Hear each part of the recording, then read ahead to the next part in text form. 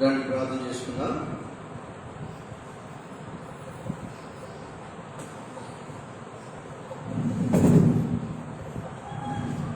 పరలోక మా తండ్రి, పరిశుద్ధమైన దేవ, ఆకాశ మహాకాశంలో పట్టుజాల దేవ, మా ప్రభువును మా రక్షకుడైన యేసుక్రీస్తు వారి ద్వారా మిమ్మల్ని సమీపించినట్లుగా, మిమ్మల్ని స్తుతించి ఆరాధించినట్లుగా, మీరు మా రక్షకుడు అని, మా ప్రభుడు అని ఒప్పుకొని గణపరుచినట్లుగా దేవా మాకు ఇచ్చిన ఆధిక్యతకాయ స్తోత్రం.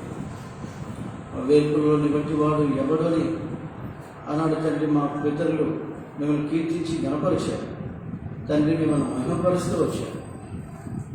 అలాగన తండ్రి మేమును మీ నామమును ఒప్పుకొనుచు మా జీవాపనలు, మా స్తుతి ఆరాధనలు మీకు అర్పించినట్లుగా మాకు ఇచ్చిన ఆధిక్యతకాయ స్తోత్రం. అన్ని నామముల కంటే పరిణామం మీకు అనుగ్రహింపబడి ప్రతి వారి మోకాలు యేసుక్రీస్తు ప్రభు నామమును పొందినట్లును, ప్రతి వారి నాలుక యేసుక్రీస్తు ప్రభు అని ఒప్పుకున్నట్లును అన్ని నామముల కంటే పరిణామం మీకు అనుగ్రహింపబడినదికాయ స్తోత్రం. తండ్రి, ఇలాగ మీ పరిశుద్ధమైన రక్తం ప్రోక్షణను బట్టి, మీ మరణ భూస్థాపన పునరుద్ధారణను బట్టి, మీ నిరంతర విజ్ఞాపనను బట్టి మిమ్మల్ని స్తుతిస్తున్నాం. తండ్రి, మిమ్మల్ని ఘనపరిచి ఆరాధిస్తున్నాం. సకాలంలో తీసుకొచ్చిన మా పిల్లలందరిని బట్టి మీకే వందనములు తండ్రి. మీ నామములకు రావాల్సిన మహిమ మీరే తెచ్చుకోండి దేవా. మీ సన్నిధి చేత మమ్మల్ని తృప్తిపరచాలి, బలపరచాలి దేవా. మీ నామములకు రావాల్సిన మహిమ మీరే పొందమని ప్రార్థన చేస్తున్నాను. మీరే కృప చాలుగా చేయండి. ఈలాగ ఎప్పుడు హైదరాబాదు, జోషమా, చెన్నై, జోషమా, అనంతపురం, నూతన ఎరుషలేము, తిరుపతి, ఎరుషలేము, కర్నూలు, ఇలాగ ఇష్కోలు, ఒంగోలు, ఇలాగ దేశమంతటా, ప్రపంచమంతా, ఆయా రాష్ట్రాల్లో, ఆయా దేశాల్లో మీ నామమును ఘనపరిచి కీర్తిస్తుండగా తండ్రి, మీ ఆత్మ ద్వారా మీరే కార్యం దేవా. అలాగ మీ కార్యం చేసి మీ పరిశుద్ధాత్మ ద్వారా అనేకులను ఆకర్షించుకో, అనేకులు సరిదిద్దండి దేవా. మీ నామములకు రావాల్సిన మహిమ మీరే తెచ్చుకోమని సౌండ్ సిస్టమ్, అలాగే తండ్రి మరి నెట్వర్కింగ్ అన్నిటి కూడా చక్కగా పనిచేయబెట్టుకుంటారు. కొంతమంది లైవ్లో చూస్తూ ఉన్నారు, వారికి కూడా తండ్రి మీ యొక్క నిత్యమైన ఆశీర్వాదాలు పొందినట్లుగా ఆత్మ ద్వారా వెలిగింపును, ఆత్మదాత్మ ద్వారా సమకూర్పును మీరు అనుగ్రహించి మహిమ తెచ్చుకో. సండే స్కూల్ పరిచర్లో కూడా సహాయించి వంట పనిలో ఇలా ఉదయకాలం చాపలేసిన వారి విషయమై తండ్రి మిమ్మల్ని స్తుతిస్తూ ఇంతవరకు చేసిన ప్రతి మేలులకై వందన స్తోత్రములు చెల్లించు, ఘనపరుస్తూ యేసుక్రీస్తు ప్రభు ప్రశస్తమైన నామంలో తండ్రి వాయిద్యంలో కూడా సహాయించి కృప చూపించి యేసుక్రీస్తు ప్రభు నామంలో ప్రార్థిస్తున్నాము తండ్రి, ఆమేన్.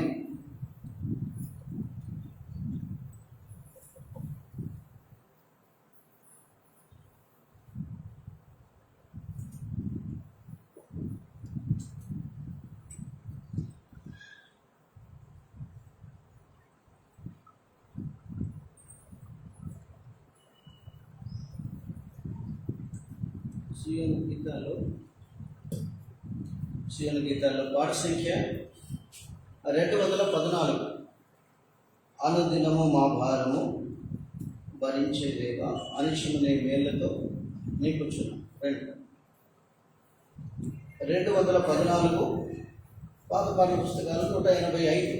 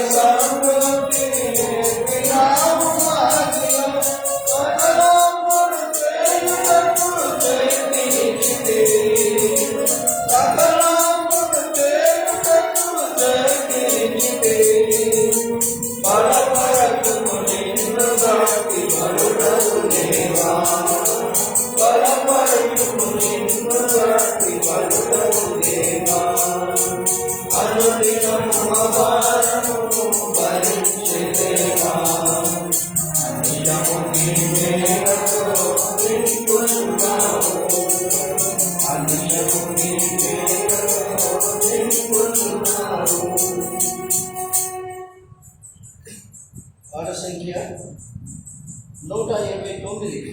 హల్లెలూయా స్తుతి ప్రశంస పాడగా 129.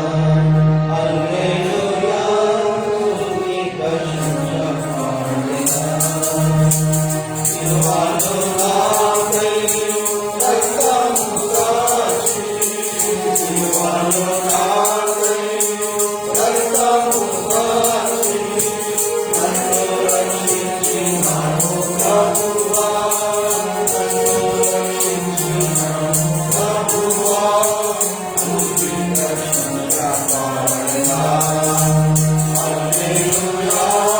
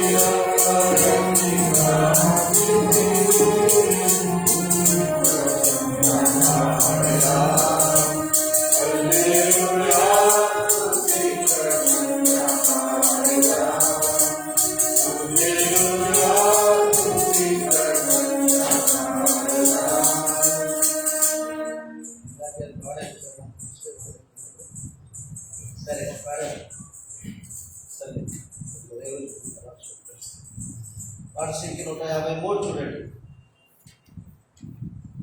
153 ప్రభు యేసు నాకై నీ సర్వము నిశ్చితివి. 153 చివరిలో 6-7 చరణాలను లేచుకొని పాడుతున్నామా?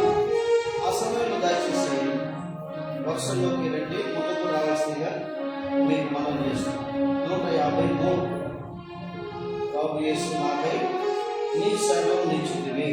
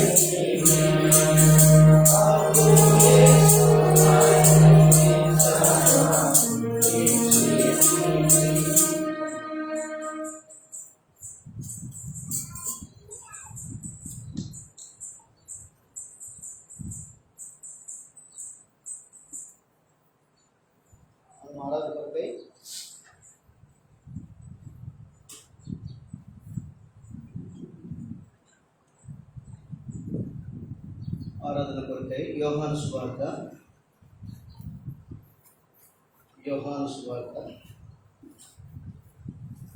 8వ అధ్యాయం. యోహాను సువార్త 8వ అధ్యాయం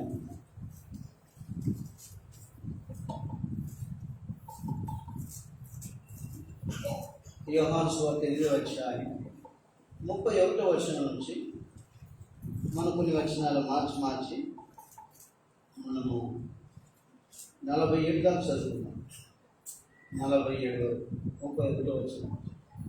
కాబట్టి యేసు తనను నమ్మిన యూదులతో, మీరు నా వాక్యమందు నిలిచిన వారైతే నిజముగా నాకు శిష్యులయ్యండి, సత్యమును గ్రహించేదరు.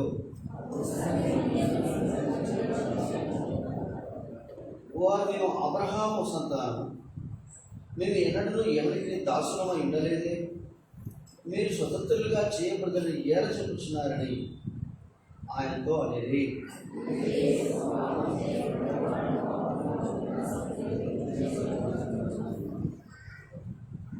దాసుడు ఎల్లప్పుడూ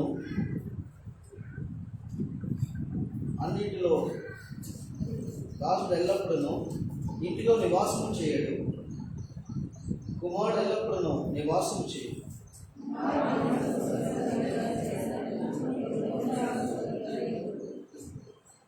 మీరు అబ్రహాం సంతానమని నాకు తెలియదు, అయినను మీలో నా వాక్యం నాకు చోటు లేదు, గనుక నన్ను చంప వెతుకుచున్నారు.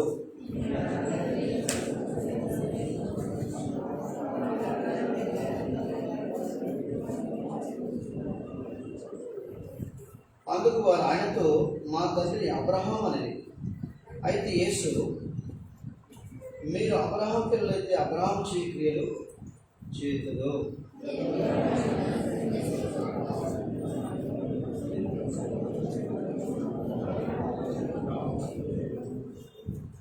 మీరు మీ తండ్రి క్రియలే చేయుచున్నారని వారితో చెప్పారు. అందుకు వారు, మేము వ్యభిచారం వలన పుట్టిన వారు కాము, దేవుడు ఒక్కడే మాకు తండ్రి అని చెప్పగా,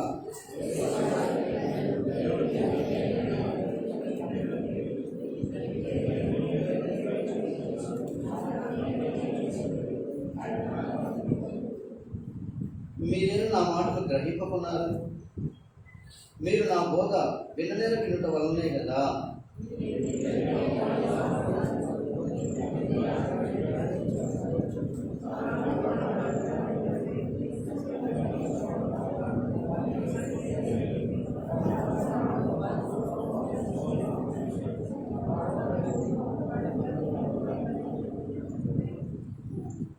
నేను సత్యమనే చెప్పుచున్నాను గనక మీరు నన్ను నమ్మరు.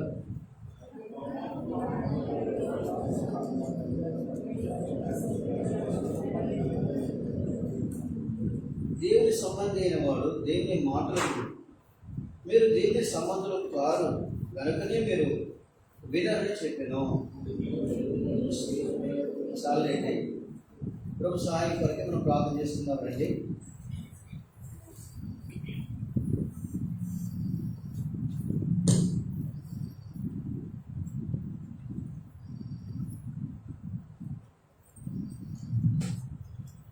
పరలోకమున్న మా తండ్రి, ఇంతవరకు పాటలు మాకు సహాయపడినందుకు స్తోత్రములు. పాటలతో మిమ్మల్ని కీర్తించి గణపరుచున్నట్లుగా మీ పరాక్రమమును, మీ బాహుబలమును, మీ క్రియలను మేము శ్లాఘించి గణపరుచున్నట్లుగా మాకు ఇచ్చిన గొప్ప ఆధిక్యతగా స్తోత్రం తండ్రి.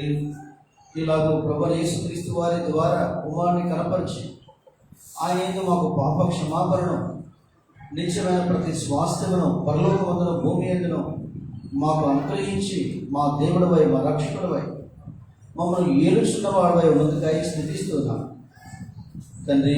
ఈరోజు మీ వాక్యంతో మాతో మాట్లాడండి, ఆరాధించడానికి సహాయించి ఇంకా రావాల్సిన వారు త్వరపెట్టి తీసుకురండి.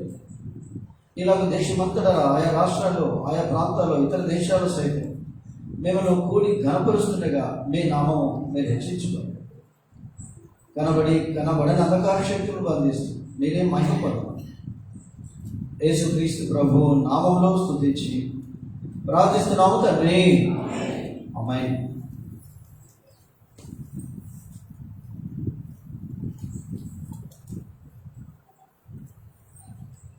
గత దినాల్లో మనము కీర్తనలో ఉన్నాం కదా. కీర్తనలు 4వ కీర్తన. రండి దయచేసి కీర్తనలు 4వ కీర్తన. కీర్తనలు 4వ కీర్తన. మనం అందరం కలిసి మన 3-4 వచనాలు మనం చదువుకుందామా? అందరం కలిసి 3-4 వచనాలు. ఒక నిమిషం. 3-4 వచనాలు అందరు తీసుకోండి దయచేసి. మీ దగ్గర పేజ్ నెంబర్ ఎంత? 454. అందరం కలిసి చదువుకుందామా? 3-4 వచనాలు. యెహోవా తన భక్తులను తనకు ఏర్పరచుకొనుచున్నాడని తెలుసుకోండి. నేను యెహోవాకు మొరపెట్టగా ఆయన ఆలకించును.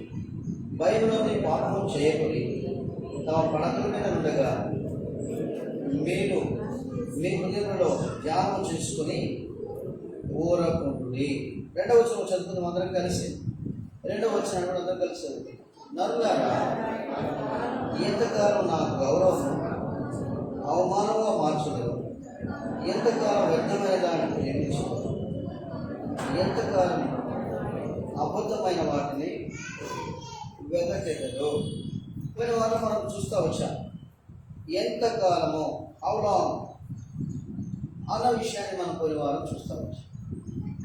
సరే, ఇక్కడ మనము కీర్తనలు 4వ కీర్తనలో ఎంతకాలము అబద్ధమైన వాటిని వెతకెదరు అంటున్నాడు. 2వ వచనం చివరి భాగంలో ఎంతకాలం అబద్ధమైన వాటిని వెతకెదరు. కాబట్టి ఎందుకు మనం అబద్ధమైన వాటిని వెతుకుతున్నాము, వాటిని నమ్ముకుంటున్నాము అంటే ఇందాక మనం చదువుకున్నట్లుగా యోహాను సువార్త 8వ అధ్యాయంలో మనం చూడగలం. రండి దయచేసి యోహాను సువార్త 8వ అధ్యాయము మనమందరము కలిసి 39-40 వచనాలు చదువుతున్నామా? 39-40 అందరం కలిసి. అందుకు వారు ఆయనతో, మీ తండ్రి అబ్రహాముని యేసుపై మీరు అబ్రహాం పిల్లలైతే అబ్రహాం చేసిన క్రియలు చేయండి. దేవుని వలన వినిన సత్యం మీతో చెప్పిన వాడనే నన్ను మీరు ఇప్పుడు చంప వెతుకుచున్నారు. అబ్రహాం మాటలు చేయలేదు. కాబట్టి మనం చూస్తూ వస్తే ఇక్కడ ప్రభువైన యేసుక్రీస్తు వారు ఆనాడు యూదులతో మాట్లాడుతున్నారు. ఆ యూదులు ఆయన నమ్మారు. అందుకే 37 వచనంలో మనం చూడగలం. కాబట్టి యేసు తనను నమ్మిన యూదులతో అంటున్నాడు. అంటే ప్రభువైన యేసుక్రీస్తు వారిని కొంతమంది యూదులు కూడా ఏం చేస్తూ వచ్చారు, నమ్మారు. ఈయనే మెస్సియా అన్న విషయాన్ని కొంతమంది ఆ దినాల్లో గ్రహించారు. కాబట్టి ఒకప్పుడు చెప్పాలంటే మనం కూడా ఎలాంటి వారము అంటే గ్రహింపు లేనివారు. 37 వచ్చి చివరిలో రాయబడి చూడండి, ఏమంటాడు? నిజముగా నాకు శిష్యులయ్యింది సత్యమును గ్రహించేందులో అంటాడు. అంటే మనం గ్రహింపు లేని వారు ఒకప్పుడు. ఇక్కడ కూడా ఎంతోమంది యూదులు, గ్రహింపు లేని యూదులు ఉన్నారు. అందుకే వారు ఏమంటున్నారు? మేము అబ్రహాము సంతానము. ఎవరంటే మేము అబ్రహాము సంతానం కాబట్టి మేము ఎన్నడనో ఎవరికి దాసులమై ఉండలేదు అని చెప్పేసి వారు చెప్పుకుంటున్నారు. అందుకే ప్రభు చాలా చక్కగా చెప్పాడు. 34 వచ్చింది ఏమన్నాడు? అందుకు యేసు పాపము చేయి ప్రతి వాడును పాపముకు దాసుడని మీతో నిశ్చయముగా చెప్పుచున్నాను. కాబట్టి మనం ఇప్పుడు ఎలాగున్నాము అంటే పాపములకు దాసులమై ఉన్నాము. ఇంకా చెప్పాలంటే ఇంటికెళ్తే అంటాడు, మీరు మీ తండ్రి యొక్క అపవాది సంబంధులు అంటాడు. చూడండి, ఇంటికి రండి. ఇంటికి వచ్చినప్పుడు ఆ వచనాన్ని చదవండి ఎవరైనా. 44. మీరు మీ తండ్రి యొక్క అపవాది సంబంధులు, మీ తండ్రి దురాలోచనలు నెరవేర్చుకోరుచున్నారు. ఆది నుండి వాడు నరహంతకుడై ఉండి సత్యమంద నిలిచిన వాడు కాడు. వాడు వారి యొక్క సత్యమే లేదు. వాడు అబద్ధమాడినప్పుడు తన స్వభావం అనుసరించి మాట్లాడు. వాడు అబద్ధికుడును అబద్ధమునకు జనకుడునై ఉన్నాడు. కాబట్టి వాడు అబద్ధికుడు. కాబట్టి మన తండ్రులు ఎవరు అంటే మనం అబద్ధమునకు జనకుడైన ఆ అపవాది సంబంధం, అపవాదికి పుట్టినవారు. అందుకే మనం చూస్తూ వస్తే వాక్యంలో చాలా చక్కగా రాయబడింది. మరి అపవాది అంటే సాతానుడు ఆ సర్పం రూపేణ ఆదాము హవ్వలతో మాట్లాడుతున్నప్పుడు మీరు ఈ పండు దినదినమున చచ్చెదరని చెప్పేసి మరి ఆదాము హవ్వలు సాతానుతో అపవాదితో చెప్పినప్పుడు వాడు ఏమన్నాడు మీకు గుర్తుందా? మీరు చావనే చావరు. సరే అమ్మని అంతా బాగానే ఉంది. ఇదిగే రాయబడింది, మీరు దేవతల వంటి వారు అవుతారంట. ఏమవుతారంట చెప్పలే, దేవతల వంటి వారు అవుతారంట. ఒకవేళ నేను అనుకున్నాను, అవ్వ అనుకుందేమో, లేక ఆదాం అనుకున్నారేమో, దేవతలు అంటే వాళ్ళు ఎట్లా ఉంటారబ్బా? ఇప్పుడే మాకు ఒక తలకాయ ఉంది, మాకు ఒక నాలుగు ఉంది, 2 కన్నులు ఉన్నాయి, వాళ్ళకి ఏమైనా 10 తలకాయలు ఉంటాయేమో, లేక 10 నాలుగులు ఉంటాయేమో అనుకున్నారేమో. కాబట్టి దేవతలు అంటే చూడాల్సింది అనుకున్నారేమో వాళ్ళు. అందుకే వాళ్ళు మోసపోతూ వచ్చారు. చూడండి, దేవతలు అనగానే అబ్బా ఏమైపోతాం. ఎందుకంటే ఇప్పుడు ఏదైనా తోటలో ఉన్నాము, మరి ఈ ఫలాలు ఎంతో ఆశ్చర్యంగా ఉన్నాయి, ఈ యొక్క స్థలం చాలా ప్రత్యేకంగా ఉంది. ఇంకా దేవతలు అంటే దేవతల లోకంలో ఉంటారేమో అనుకున్నారేమో. ఏ లోకము చెప్పలే. లోకం అందుకే అంటారు కదా, రంభ ఊర్వశి ఎవరంట మేనక కలిసి చెప్పారు.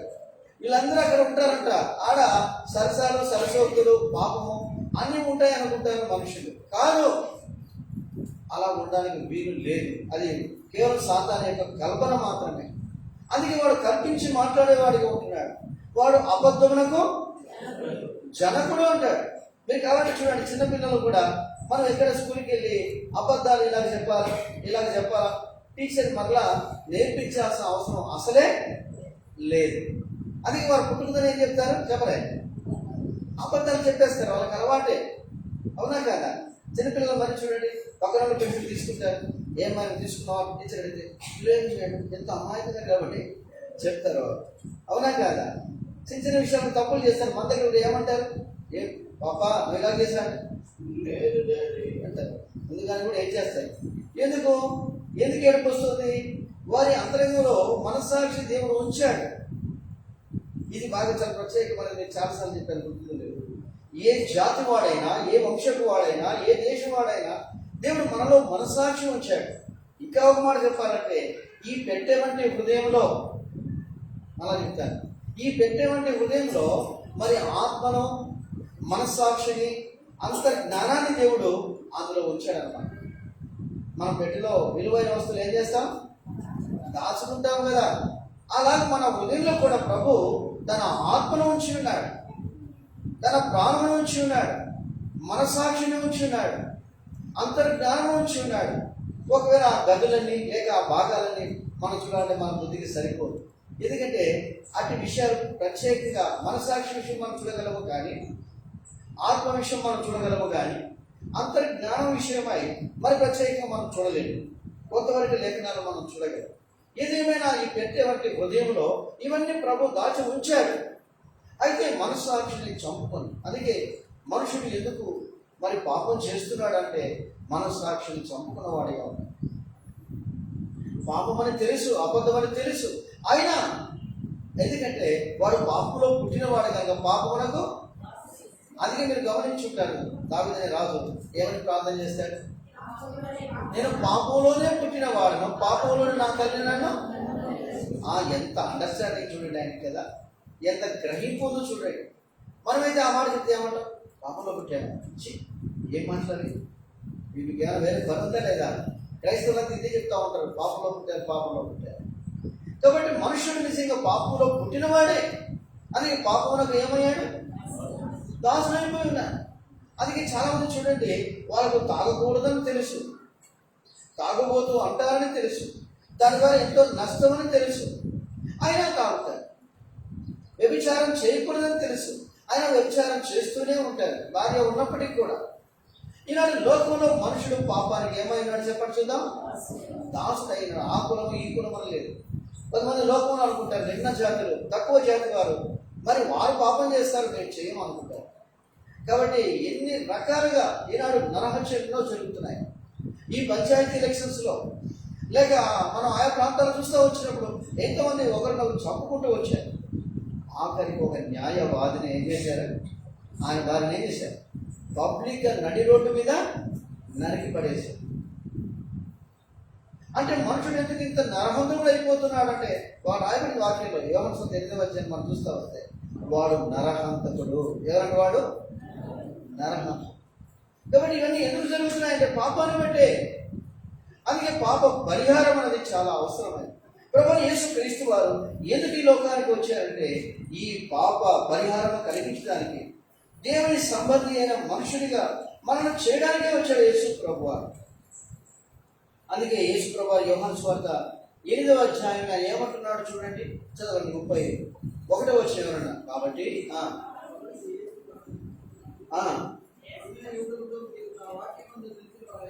మీరు నా వాక్యమందు నిలిచిన వారైతే నిజముగా నాకు శిష్యులై ఉండి, ఆ మాట చూడండి, ఏం గ్రహిస్తారంట? సత్యమును గ్రహించేదని. కాబట్టి గ్రహింపు అంటే అండర్స్టాండింగ్ ఇంగ్లీష్. అందుకే మొదటి యోహానులో మనం చూస్తూ వస్తే, ఆయన కుమారుడు వచ్చి మనకు వివేకమును గ్రహించిన రాయబడి. చదువుతారా? మొదటి యోహాను 5వ అధ్యాయం. ఈ వచనం మీకు చాలాసార్లు చూపించాను, రండి దయచేసి. యోహాను రాసిన మొదటి పత్రిక 5వ అధ్యాయం తీసిన వారు ఎవరైనా దయచేసి 20వ వచనం చదువుతారా? మనము సత్యవంతుడైన వారిని ఎరగవలనని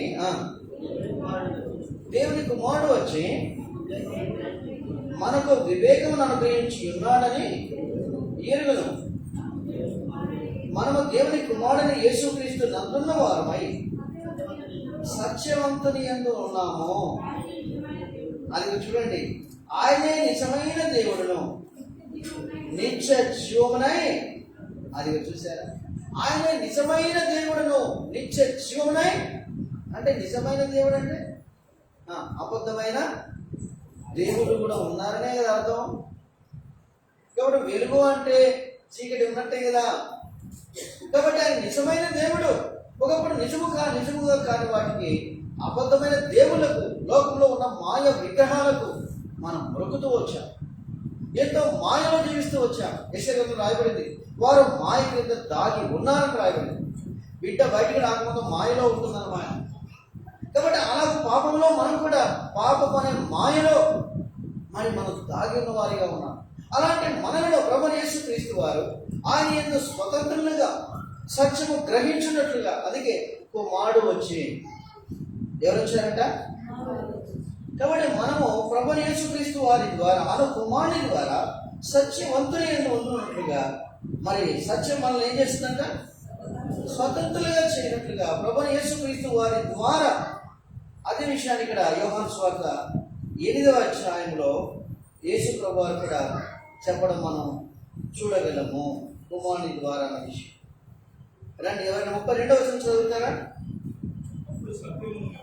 అప్పుడు సత్యము మిమ్మను స్వతంత్రులుగా చేయని. అది చూసారా 36వ వచనం అందరం కలిసి చదువుకుందామా? 36వ వచనం అందరం కలిసి. కుమారుడు మిమ్మల్ని స్వతంత్రులుగా చేసిన యెడల మీరు నిజముగా, ఆ మాట చూడండి, కుమారుడు మిమ్మల్ని స్వతంత్రులుగా చేసిన నిజముగా మీరు స్వతంత్రులై. ఏంటి ఆ మాట? నిజముగా స్వతంత్రులై అంటే మనకు స్వాతంత్రం వచ్చింది. ఎప్పుడు వచ్చింది మనకు స్వాతంత్రము? 1947. అంటే బ్రిటిష్ వారు మనల్ని పరిపాలిస్తున్నారు. ఇంగ్లాండ్ వారు ఆదినాలు కదా. కాబట్టి సరే ఇంకా అనేక దేశస్తులు పరిపాలిస్తూ వచ్చారు. ఎలా మనం స్వతంత్రంగా చేయబడ్డాము అంటే స్వాతంత్రము మరి పోరాడుతూ వచ్చారు. అయితే మనిషికి పాపం వచ్చి స్వాతంత్రము దొరికిందా? పాపం చాలా ఉన్నాడా అంటే ఈనాడు ఎన్నో పోలీస్ స్టేషన్ పెట్టాల్సి వస్తుంది. ఏమైనా చూసా? ఒకప్పుడు ఎక్కడో పోలీస్ స్టేషన్ ఒకటి ఉంటే ఇప్పుడు వీధికి పెట్టాల్సి వస్తుంది. ఎందుకయ్యా? పోలీసులు ఎక్కువ అవసరం అవుతుంది గవర్నమెంట్కు. ఎందుకంటే అన్ని కంట్రోల్ చేయలేకపోతా ఉన్నా. అంటే మనుషుడు పాపానికి, విచ్చలవిడితనానికి ఏమయ్యాడు? అలవాటు పడ్డాడు. కాబట్టి ఈ పాపం తీసివేయడం మరి ఎవరికి సాధ్యం కాదు. అందుకే ప్రభువైన యేసు క్రీస్తు వారు ఆయన మనల్ని స్వతంత్రులుగా పాపము నుండి విడిపించడానికి, మోసం నుండి, మాయ నుండి, లోకము నుండి మరి మనల్ని విడిపించడానికి వచ్చిన రక్షకుడు ఆయనే. అందుకే కుమారుడు మనం స్వతంత్రులుగా చేసిన నిజముగా మీరు స్వతంత్రులయ్యారు. ఈనాడు మనం స్వతంత్రులుగా చేయబడ్డాం. ఒకవేళ గలతీయులకు రాసిన పత్రిక 5వ అధ్యాయానికి వెళ్తే ఈ విషయము అక్కడ చాలా బాగా రాయబడి చూడండి. గలతీయులకు రాసిన పత్రిక 5వ అధ్యాయం మొదటి వచ్చిన చదువుతారా? ఈ స్వాతంత్రము అనుగ్రహించి క్రీస్తు మనలను స్వతంత్రులుగా చేసి ఉన్నాడు. కాబట్టి మీరు స్థిరముగా నిలిచి మరలా దాస్యముల కాడి క్రింద, అది చూసారా? ఈ స్వాతంత్రము అనుగ్రహించి, ఎవరు అనుగ్రహించారు? క్రీస్తు, ప్రభువైన యేసు క్రీస్తు వారు మనకు స్వాతంత్రం అనుగ్రహించారు. అందుకే ఈనాడు మనం స్వతంత్రులుగా చేయబడ్డాం. మీకు అర్థమవడానికి చెప్పాలి అంటే సామాన్య భాషలో, వాడుక భాషలో, ఒక పక్షి పంజరంలో ఉంది. ఆ పంజరంలో పక్షికి యాపిల్ పండ్లు, జామ పండ్లు, ఇంకా సజ్జలు, మరి జొన్నలు ఎన్నైనా పెట్టవచ్చు. అది ఎక్కడ ఉంది చెప్పచ్చుదా? పంజరంలో ఉంది. ఆ పంజరంలో నుంచి ఆ యొక్క పక్షిని బయటికి తీసి మనం బయటికి ఎగరవేసామనుకోండి, ఈ సజ్జలు, ఈ జొన్నలు, ఈ రాగులు, ఈ యాపిల్ పండ్లు, జొన్న మరి ఇక అన్ని తినడానికంటే ఎంత సంతోషిస్తుందో ఆ పక్షి. అలాగే మనుషుడు కూడా పాపములకు దాసుడై పంజరంలో చిలుక వలె జీవిస్తూ ఉన్నాడు. అరవింద్ గారు చాలా బాగా చెప్తారు. ఆ పక్షి తెచ్చి రామచిలక దగ్గరికి వచ్చాక, రామచిలక నీకు ఇదిగో జాంపండు తిను, నీకు ఇష్టం కదా అని పెడితే అది ఆకలి తట్టుకోలేక తింటున్నాను. లేక మరి రామచిలుక ఇదిగో యాపిల్ పండు తినంటే అది తింటుందంట. అయితే ఆ తర్వాత కొద్దిగా ఆకలి తెచ్చిన తర్వాత తినకుండా అటు మలుకుంటుందంట. అరవింద్ గారు చాలా బాగా చెప్తారు. అటు మలుకుంటుందంట. మళ్ళా వచ్చి రామచిలుక ఇదిగో నువ్వు యాపిల్ పండు తినంటే అది పలకుండా అటు తిరిగి చూస్తూ ఉంటుంది. నేనేదో బ్రతకడానికి తింటున్నాను తప్ప నాకు స్వాతంత్రం లేదు ఈ పంజరంలో. ఈనాడు మనుషుడు కూడా నిజంగా తింటున్నాడు, తాగుతున్నాడు, ఎంతో లగ్జరియస్గా ఉన్నట్టుగా ఉన్నాడు, కానీ జీవితంలో స్వాతంత్రం లేదు. నిజంగా పంజరంలో పక్షి వలె వాడు బ్రతుకుతూ. నువ్వు స్వతంత్రులు కావాలి అంటే ప్రభువైన యేసుక్రీస్తు వారు, అది కుమారుడైన యేసుక్రీస్తు వారే నిన్ను స్వతంత్రుడిగా చేయగల దేవుడు. అది లేక ఒకవేళ ఇంకా స్వతంత్రుడిగా చేయబడకపోతే, నీ జీవితంలో పాపం పైన విడుదలను పొందకపోతే, ఆయన యందు నీకు విడుదల ఉంది, ఆయన యందు నీకు పాపక్షమాపణ ఉంది. ఇప్పుడు ఇందాక చదివారు కదా, 1 యోహాను 5:18. మళ్ళీ చదువుతారా? చదవండి. 1 యోహాను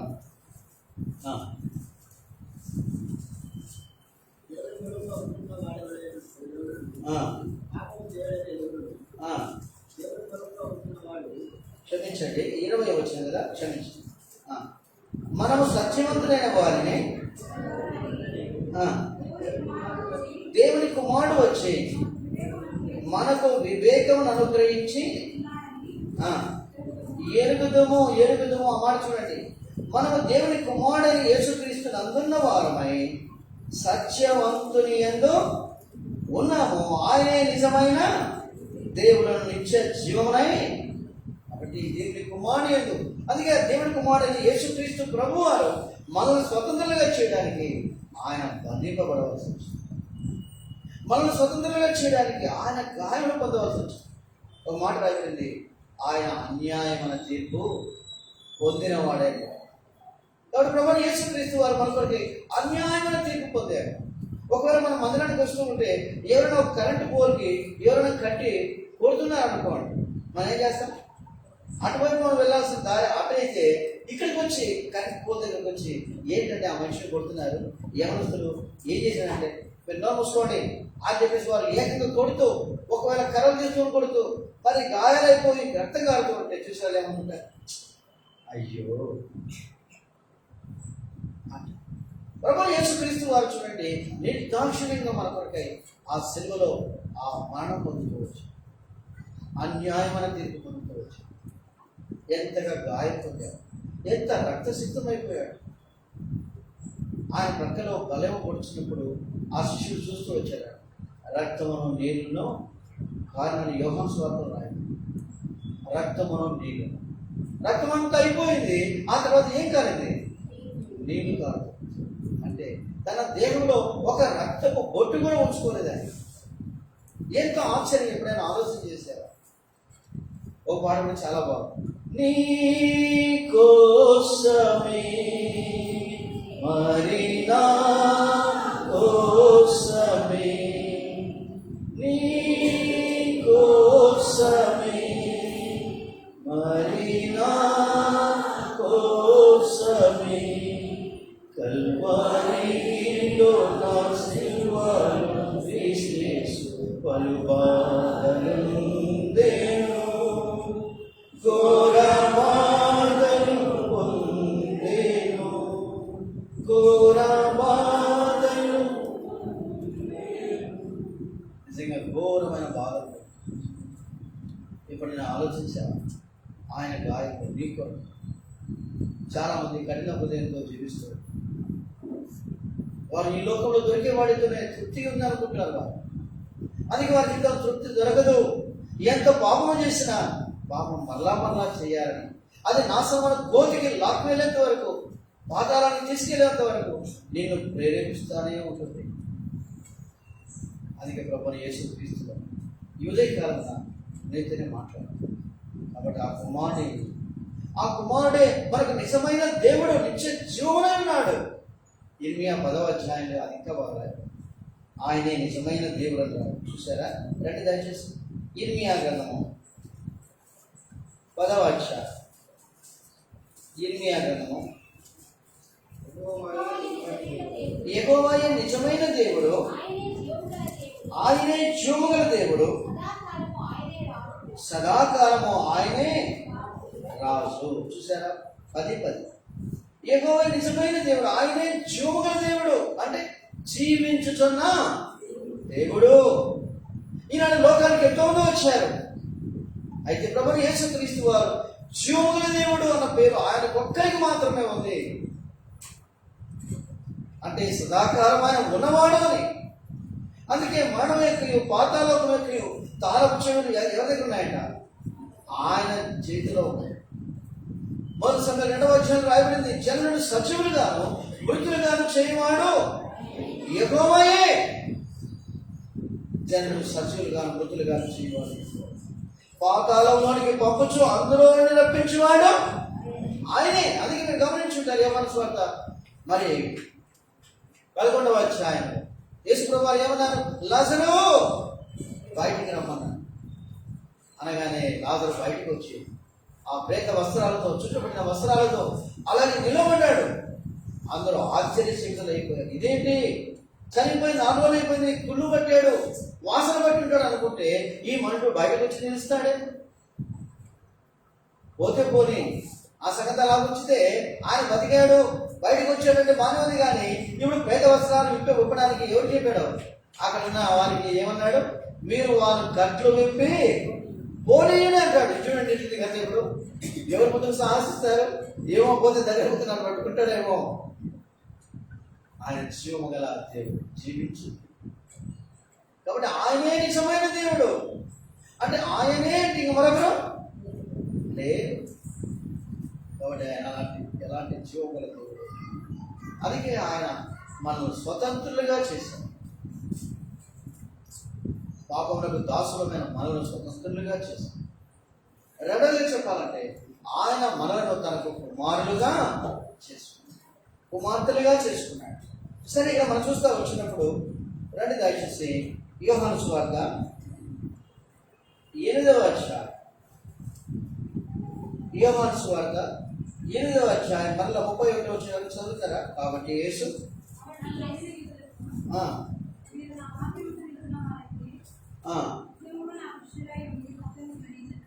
ఇక్కడ చూడండి, మీరు నా వాక్యమందు నిలిచిన వారైతే నిజంగా నాకు శిష్యులై ఉండి సత్యమును.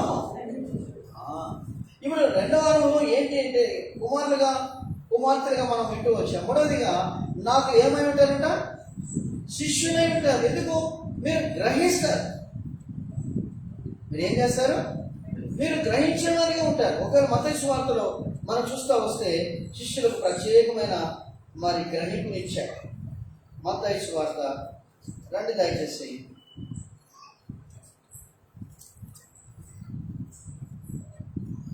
13-11 ఎవరు చదువుతారా? మత్తయి సువార్త 13-11. పరలోక రాజ్య మర్మములు ఎరుగుట మీకు అనుగ్రహింపబడి ఉన్నది కానీ అది వచ్చేసారా? ఎవరికి అనుగ్రహించాడు? 10వ వచనం తర్వాత శిష్యులు వచ్చి, కాబట్టి శిష్యులు వచ్చి ఆయన అడుగుతున్నారు, అయ్యా మీరు ఉపమానం చెప్పారే మాకేం అర్థం కావట్లేదంటే, అప్పుడు యేసు ప్రభువు వాగ్దానపూర్వకంగా పరలోక రాజ్య మర్మములు ఏమిటో మీకు అనుగ్రహింపబడి ఉన్నదని ఆ మర్మాన్ని వారికి తెలియపరుస్తూ వచ్చారు. కాబట్టి మూడవదిగా మనం చూస్తూ వస్తే రెండవదిగా కుమారులుగా కుమార్తెలుగా, మూడవదిగా ఆయన శిష్యులుగా ఈనాడు ఆయన వాక్యాన్ని మనం గ్రహించినట్లుగా అక్కడ ఒక మాట గమనించండి, పరలోక రాజ్య మర్మముల. మీకు తెలుసా, పాతకాలంలో బ్యాంకులు సరిగా లేవు. అందుకే ఎక్కడ దాచి పెట్టేవారు తెలుసా మీకు? డబ్బులు ఎక్కడ పెట్టేవారు? రోడ్డు కింద, పొయ్యి కింద, అవునా కదా, దూలాల్లో. మా అమ్మ కూడా ఒకసారి ఇలాగ మా ఇంటి దూలాలు ఉంటే ఆ దూలాల్లో డబ్బు పెట్టేసింది. రోజు తర్వాత మరి 800 దాటింది, 8,000 పెట్టిందో తెలియదు. మొత్తం దాచిపెట్టి మంచి బాగా. ఒక దసరా పండుగ రోజు ఏమైందంటే మా ఇల్లు కాలిపోతాం, ఎట్లా మొత్తానికి షార్ట్ సర్క్యూట్ ద్వారా మరి ఇల్లు కాలిపోతాం. ఇంకా రొమ్ము కొట్టుకుంటానే, అయ్యో నేను తినక పిల్లలకు పెట్టక నేను అంత దాచిపెడితే అంత కాలిపోతుందని. ఇక మామూలు కాదు, మనం పోయినప్పుడు గుర్తు చేసి ఆ మాట ఎంత నవ్వుతున్నాను, నీకు అన్ని పని గుర్తున్నాయి రావుతుంది. కాబట్టి చూడండి, ఆనాడు దాచిపెట్టేవారు. ఆ మర్మం ఎవరికైనా చెప్తారా? చచ్చిపోయేటప్పుడు ప్రారంభించేటప్పుడు వాడు నీళ్ళు పోతే వాళ్ళకి చెప్తారు, లేకపోతే వాళ్ళకి చెప్తారన్నమాట కదా. అలాంటి మర్మాలా ఇవన్నీ? కాలిపోయే మర్మాలు. దూరాల్లో డబ్బులు, రోల్ కింద బంగారు, పొయ్యి కింద బంగారు, లేక గొలుసులు, ఇవన్నీ నశించిపోయేవి. అయితే ప్రభువు యేసుక్రీస్తు వారు పరలోక రాజ్యం. మనం పరలోకానికి ఎలాగో ఎక్కిపోగలము, పరలోకంలోకి వెళ్ళిన తర్వాత ఎలాగ మనం జయించు వారమై ఆయనతో కూడా సింహాసనం మీద కూర్చుంటే వారిగా ఉంటారు. పరలోకంలో మనకి ఎంత భాగ్యాన్ని ఆయన దాచి ఉంచాడు. ఇవన్నీ మనకు దేవుడు తన ఆత్మ ద్వారా మూడవదిగా మనకు బయలుపరుస్తాడు. ఎవరైతే నిజంగా ఆయన శిష్యులై ఉంటారో, ఎవరైతే ఆయన వాక్యాన్ని హృదయంలో దాచుకుని ఉంటారో, వాక్యాన్ని అనుసరిస్తూ ఉంటారో, అటు వారికి మర్మములన్నీ దేవుడు ఏం చేస్తుంటాడు? బయలుపరుస్తూ ఉంటాడు. నేను ఒక బైబిల్ తీసుకొని పెళ్లి తీసుకొని కూర్చుంటాను అంటే అవి బయలుపడవు. దేవుని వాక్యాన్ని గైకుని వారికి ఎవరు ఉంటారు? నిజంగా శిష్యులుగా ఆయన వెంబడిస్తూ ఉంటారు. అందుకే డిసైపుల్ అన్న గ్రీక్ పదం నుంచి డిసిప్లైన్ అన్న గ్రీక్ పదం నుంచి డిసైపుల్ అన్న పదం వచ్చింది. కాబట్టి డిసిప్లైన్ అన్న పదం నుంచి డిసైపుల్, శిష్యుడు అన్నది వచ్చిందన్నమాట. కాబట్టి ఎవరైతే మరి ఆయన కుమారులై ఉన్నారో సమస్తను గ్రహించి క్రమముగా నడుచుకుంటారు. అక్రమముగా నడుచుకోరు. తెలుసా మీకు అసలు? దేవుని ప్రజలైన వారు ఆయన ఆత్మమూలముగా జన్మించిన వారు కనుక ఇదే గలతీ 5వ అధ్యాయం రాయబడింది. రండి దయచేసి చదవండి. గలతీయులకు రాసిన పత్రిక 5వ అధ్యాయం మనం చూస్తూ వచ్చినప్పుడు చాలా చక్కగా ప్రభు ఇక్కడ రాయించాడు. 5వ అధ్యాయం గలతీయులకు రాసిన పత్రిక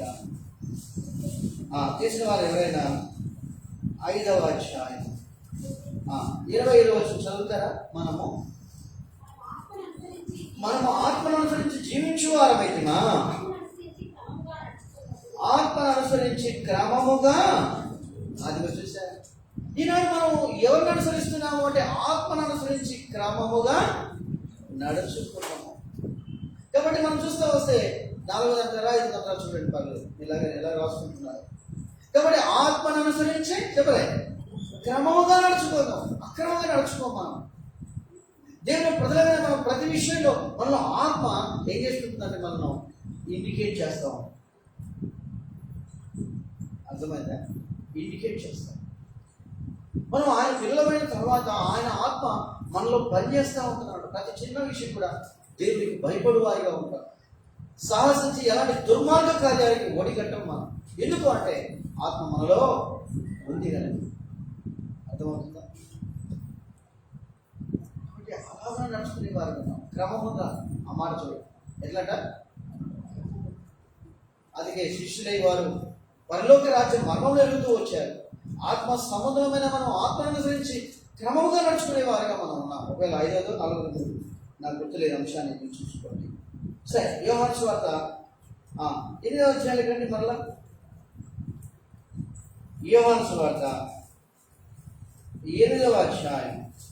ఇక్కడ ప్రభువుని యేసుక్రీస్తు వారు ఏమంటున్నారు చూడండి.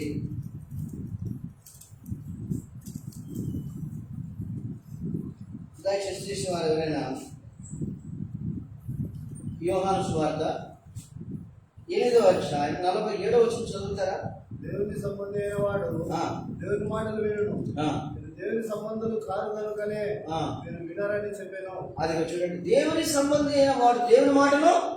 కొంతమందికి ఎగిరిచేస్తలు ఉంటాయి. వాక్యం వింటూ ఉంటారు, పక్కన నవ్వుకుంటారు, మాట్లాడుకుంటారు. నువ్వు దేవుని సంబంధం అయితే దేవుని మాటలు, దేవుడు నాతో ఏం మాట్లాడతాడు ఆ దైవ సేవకులతో. ఎగిరి చేస్తలు ఉండవు. నువ్వు దేవుని మందిరానికి వచ్చి కూడా ఎగిరి చేస్తలు ఉన్నాయి అంటే నువ్వు దేవుని సంబంధమే. గుర్తుపెట్టు. ఎంతో మన ఒంటిలో, మన శరీరంలో, మన ఆత్మలో ఎంత భయం కలిగి ఆయన మనతో మాట్లాడుతూ ఉంటే ఎంత భయం ఉంటుందో. ఒకవేళ మీరు ఉద్యోగస్తులైతే కలెక్టర్ మరి మీకు చక్కగా కాన్ఫరెన్స్లో మాట్లాడుతూ ఉంటే నిర్లక్ష్యం ఉంటారా మీరు? లేదు. వాళ్ళు దగ్గర పెట్టుకుని మరి కలెక్టర్ ఏం చేస్తుంటారు? ఆన్సర్ చేస్తాం. ఓ దేవుని ప్రజలారా జాగ్రత్త, ఇలాంటి వర్తమానం చెప్పేవారు లేదు కాదు. అందుకే పాత దినాల్లో చూడండి ఎంత భయం కలిగి ఉండేవారు. అట్లాగే ఆ వర్తమానికి వైపు అట్లే చూస్తూ ఉండేవారు. రాసుకోవడం అయితేనేమి, జాగ్రత్తగా వినడం అయితేనేమి. ఒకటి దేవుని సంబంధంలో మనం మర్చిపోము. కాబట్టి దేవుని సంబంధంలో అయిన వారమై ఆయన మాట మనం వినువారిగా మనం ముందుకున్నాడు. అందుకే ప్రభు అంచనంచలుగా ఇలాంటి ఇవన్నీ మనకు బయలుపరుస్తూ ఆయన మాట మనం విన్నట్టు. అందుకే దేవుని వాక్యం చదవండి ఎవరైనా. 5:25 రోమిలకు రాసిన పత్రిక. ఇది యోహాను సువార్త 5:25 చూడండి. 5:25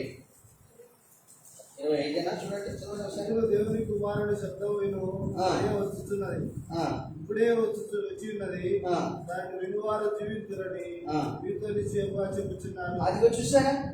మృతులు దేవుని కుమారుడి శబ్దము వినుగడి ఏమవుతుందట? వచ్చుచున్నది, వచ్చే ఉన్నది. ఈ 2 మాటలు చూడండి. ఏంటంట? వచ్చుచున్నది. అందుకే మీకు మరలా చెప్తున్నా, ఈ చివరి దినాల్లో మనం ఎలాంటి ధన్యులుగా మనం ఉండాలి అంటే ఆయన స్వరం వినేవారిగా మనం ఉండాలి. అందుకే కీర్తన అంటాడు, నీ శృంగ ధ్వనులు నెరుగు జనులు ధన్యులు అంటాడు. దేవుడు నీతో మాట్లాడలేదా? నిజంగా నువ్వు ధన్యతను పోగొట్టు. చాలా మంది జీవితాలు దేవుని వాక్యం మాట్లాడటం వినలేకపోతున్నారు. పోయిన వారే చెప్పారు ఆ మాట. ప్రవక్తల ద్వారా దేవుడు మాట్లాడలేదంట. ఇంకా దర్శనాల ద్వారా దేవుడు మాట్లాడలేదంట. చివరి దినాలకు వచ్చేసాం మనము. ఆ దేవుని కుమారుని యొక్క శబ్దము మనం ఎల్లప్పుడూ వినువారిగా ఉందముగా. అందుకే లౌకిక సంఘంలో మీరు గమనించుకుంటారు, ఏమని రాబడింది? ఇదిగో నేను తలుపు వద్ద నిలిచుండి తట్టుచున్నాను, ఎవడైనా స్వరం విని అది చూస్తారు. కాబట్టి ఆయన స్వరం వినే అనుభవం మన జీవితాలు ఎల్లప్పుడూ మనం కలిగి ఉండవలసిన వారి. ఎప్పుడైతే ఆయన స్వరం వింటూ వస్తామో ఆయన భయం కలిగి ఉంటాం, ఆయన పరిశుద్ధత మనం కలిగి ఉంటాం, ఆయన మార్గంలో మనం నడుచుకునేవాళ్ళం. అందుకే ఏమాత్రం పొందవచ్చని చాలా బాగుంటుంది. నా గొర్రెలు నా స్వరం విను అయిపోయారే, అవి నన్ను అది చూసారా. అంటే ఏ గొర్రెలైతే ఆయన స్వరం వింటాయో అవి ఆయన ఏం చేస్తాయి చూసారా. కాబట్టి ఈనాడు మన జీవితాల్లో అటు ఆధిక్యతలను అటు ఆత్మీయతలను మనం ప్రభు పెంచుతూ ఉంటాం. ఈ పెంపకానికి చాలామంది ఇష్టపడరు, కానీ అది ఇష్టపడితే మన జీవితాల్లో మనం ధాన్యులము. ఎందుకంటే ప్రభు రాకడ దినాల్లో మనం ఉన్నాము కనుక మనం ధాన్యులము. యోహాను సువార్త మరి 8వ అధ్యాయం మనం చూస్తూ వచ్చినప్పుడు వారు మేము అబ్రహాము సంతానం అని చెప్పి వారు గొప్పలు చెప్పుకుంటున్నారు, కానీ వారు ఎవరు అంటే ఆచార సంబంధమైన వారు. అందుకే ఎఫెసీ 2వ అధ్యాయం రాయబడింది. ఏమని రాయబడింది? 2వ అధ్యాయంలో మీరు ఎవరి సంబంధం అంట? సరే, ఎఫెసీయులకు రాసిన పత్రిక 2వ అధ్యాయంలో ప్రకృతి చూడండి, మాట చూడండి. 2వ అధ్యాయం నా నోటికి రాలేదు. ఎఫెసీయులకు రాసిన పత్రిక 2వ అధ్యాయము ఎఫెసీయులకు రాసిన పత్రిక 2వ అధ్యాయము ఇక్కడ 2వ వచనం నుంచి రాయబడింది. చదువుతారా? మీరు వాటిని చేయొచ్చు వాయుమండల సంబంధమైన సంబంధి అయిన అధిపతిని అనగా అవిధేయులైన వారిని ఇప్పుడు ప్రేరేపించు శక్తికి అధిపతిని ప్రేరేపించు శక్తికి అధిపతిని అనుసరించి ప్రపంచ ధర్మము చొప్పున మాట్లాడండి. అందుకే ఇక్కడ వచ్చాము. దేని చొప్పునంట? ఈ ప్రపంచ ధర్మము చొప్పున మీరు నడుచుకోండి. కాబట్టి అలాంటి మనము స్థితిలో ఉన్నవారు. అయితే ప్రభు ఎలాంటి స్థితికి తీసుకొచ్చాడు నిజంగా? ఇప్పుడు మొదటి కొరింథీ 9వ వచనం చదువుతారు. మొదటి కొరింథీ 9వ వచనం చదవండి. మన ప్రభు అని యేసుక్రీస్తు అను తన కుమారుని సహవాసమునకు ఎవరో ఒకరు చదవనివ్వండి, మీరు ఆ ప్రయత్నం చేయండి సార్, ఎందుకంటే అది మంచిగా ఉంటుంది. ఏమంట? మన ప్రభు అని యేసుక్రీస్తును తన కుమారుని సహవాసమునకు మిమ్మల్ని పిలిచిన వాడు నేను పిలిచాడట, సహవాసమునకు. కాబట్టి ఈనాడు ఆయనతో మనకు సహవాసం, ఆయన పిల్లలతో పరిశుద్ధులతో మనకు సహవాసం. ఎంత గొప్ప ఆధిక్యత మనం కలిగి ఉన్నాం. మొదటి యోహానులో మరి యోహాను అదే మాట రాస్తాడు, తండ్రితో కూడాను పరిశుద్ధాత్మతో కూడాను అని రాస్తాడు. కాబట్టి ఈనాడు మనం వాటి సహవాసాన్ని భూలోకంలో మనం అనుభవించే వారిగా మనం ఉన్నాం. కాబట్టి ఎంత గొప్ప ఘనత ప్రభు మనకు అనుగ్రహించాడో చూడండి. కాబట్టి అలాగూ ప్రభు మనల్ని ఇంకా ఎలా సిద్ధపరుస్తున్నాడు అంటే యోహాను సువార్త 8వ అధ్యాయం రండి దయచేసి. యోహాను సువార్త 8వ అధ్యాయం ఇక్కడ మనం ఒకవేళ 49వ వచనం చదవండి. యేసు నేను దయ్యము పడినవాడను కాను, నా తల్లిని గర్భపరచువాడను, మీరు నన్ను అవమానపరుచుతున్నారు. నేను నా మహిమను వెతుకుటలేదు, వెతుకుచు తీర్పు తీర్చుచు ఉండువాడొకడు లేడు, కలడు. తీర్పు తీర్చు ఉండువాడొకడు కలడు. ఒకడు నా మాట గైకొనినెడల వాడెన్నడూ మరణం పొందడని మీతో నిశ్చయంగా చెప్పుచున్నానని ఉత్తరం ఇచ్చెను. చూసారా? కాబట్టి ఎవరైతే మరి ఆయనను అనుసరించి నడుచుకునే వారిగా ఉన్నారో వారు ఆయన మహిమను మరి పొందినట్లుగా ప్రభు సిద్ధపరుస్తున్నాడు. ఒకవేళ ఇక్కడ అంత స్పష్టంగా ఒకవేళ మనం చూడకపోయినా యోహాను సువార్త 17వ అధ్యాయం నుండి దయచేస్తారుగా. యోహాను సువార్త 17వ అధ్యాయం ఇక్కడ మన విషయం యేసు ప్రభువారు ఏం చేస్తున్నారు? ప్రార్థన చేస్తూ ఉన్నాడు. ఏమని ప్రార్థన చేస్తున్నాడు చూడండి. యోహాను సువార్త 17వ అధ్యాయం 11వ వచనం చదవండి ఎవరైనా. నేను ఇక్కడ లోకంలో ఉండను కానీ మీరు లోకంలో ఉన్నారు, నేను మీ యొద్దకు వచ్చుచున్నాను. పరిశుద్ధుడైన తండ్రి, మనము ఏకమైన లాగున వారును ఏకమై ఉండునట్లు నాకు అనుగ్రహించిన నీ నామములో వారిని కాపాడము. అందరం కలిసి చదువుదామా? 12వ వచనం అందరం కలిసి. నేను వారి ఎందు ఉండగా నీవు నాకు అనుగ్రహించిన వారిని నీ నామమును కాపాడితిని. నేను వారిని భద్రపరిచింది కనుక లేఖనం నెరవేరున్నట్లు నాశన పుత్రుడు తప్ప వారిలో మరి ఎవడనో. ఇక్కడ చూడండి, 2 పదాలు వాడుతున్నాడు ప్రభు. భద్రపరిచితిని, వారిని కాపాడితిని అంటున్నాడు, కాపాడము అంటున్నాడు. కాబట్టి ప్రభువు యేసుక్రీస్తు వారు ఆయన మనల్ని ప్రేమించి రక్షించడం మాత్రమే కాక ఆయన మహిమకు సిద్ధపరుస్తూ ఆయన మనల్ని కాపాడుతున్నాడు. దుష్టుల నుంచి వారిని కాపాడము అని ప్రభు మన కొరకు ఆయన వేడుకుంటూ ఉన్నాడు. నిజంగా చెప్పాలంటే ఎన్నోసార్లు దుష్టు నుండి మనల్ని ప్రభు ఏం చేస్తున్నాడు? కాపాడేవాడు. ఎందుకు అలా మనం కాపాడబడుతున్నాం? మనకు వ్యక్తిగతంగా బాగా అర్థమవుతుంది, వ్యక్తిగతంగా బాగా తెలిసిపోతుంది. కొన్నిసార్లు మన ప్రమేయం లేకుండానే, మనం ప్రార్థన చేయకుండానే దుష్టు నుంచి, లోకం నుండి, లోక కుయుక్తుల నుండి, మరి బలత్కారం నుండి మనం అకస్మాత్తుగా తప్పింపబడుతూ ఉంటాం. తప్పింపబడిన తర్వాత మనకు అర్థమవుతుంది, దేవుడు ఎంత అద్భుతంగా నన్ను తప్పించాడా. కీర్తన 31వ కీర్తన రండి దయచేసి. దావీదు అనుభవం కలిగి అంటున్నాడు చూడండి. దయచేసి ఎవరైనా 20 వచనం చదువుతారా? 31:20. మనుషుల కపటోపాయములు వారిని అంటకుండా నీ సన్నిధి చాటున వారిని దాచుచున్నావు. వాక్కల్హం మాన్పి వారిని గుడారములో ఏం మాన్పంట? వాక్కల్హం మాన్పి అంటే, వాక్కల్హం అంటే మాటల ద్వారా వచ్చే కలహం. వాక్కల్హం మాన్పి వారిని గుడారపు మాటన దాచు. ఈనాడు మన ప్రభువే ఎన్నోసార్లు మనం ఎన్నో సమస్యల్లో చిక్కుకోవలసిన వారు, దుష్టుల చేతిలో చిక్కవలసిన వారు.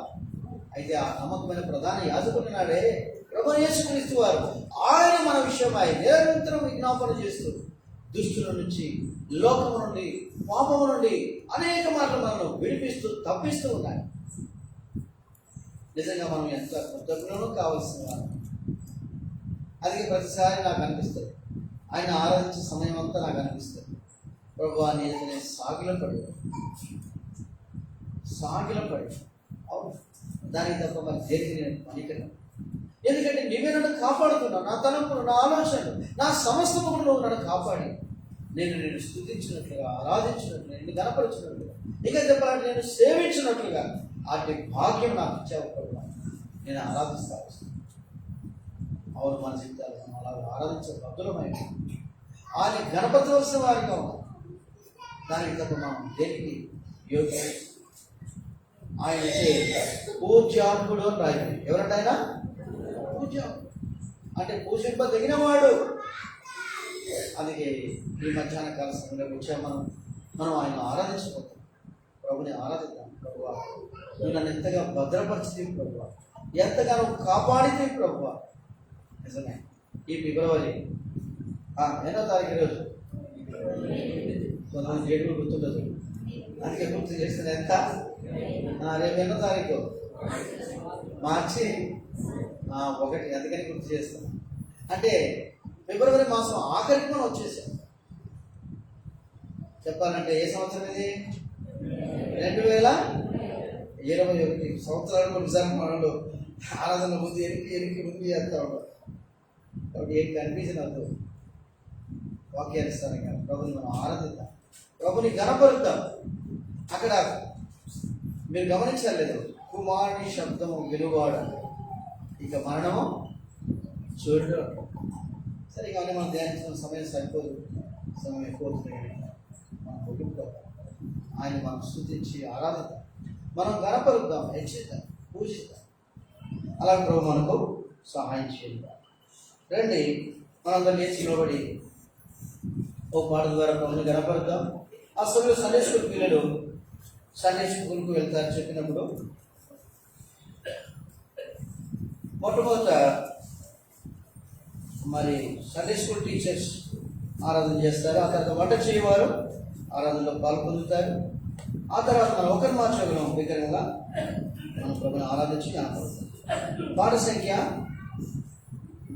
192, నా ప్రియుడా పాప విమోచకుడా అన్న పాటను పాడుకుందాం. పాట సంఖ్య 192.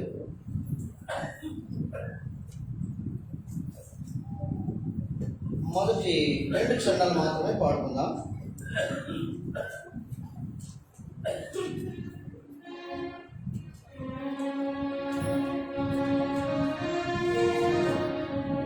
నా ప్రియుడా పాప విమోచకుడా